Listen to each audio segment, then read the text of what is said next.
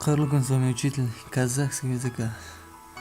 И сегодняшняя тема урока это жабайы кустар, дикие животные. То есть в прошлом уроке мы изучали домашние животные, теперь дикие животные. Ой, дикие птицы, то есть, извините. Повторяйте за мной.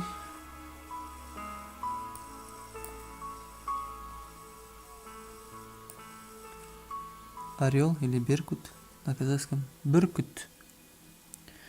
Бүркүт. Сова. Үкі. Үкі. Ворона. Қарға. Қарға. Голубь, кептер. Или в многом используется слово кугершин. Кугершин. Ласточка. Қарлығаш. Қарлығаш.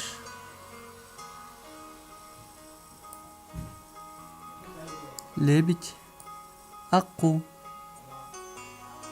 Аққу. Воробей. Торғай. Торғай.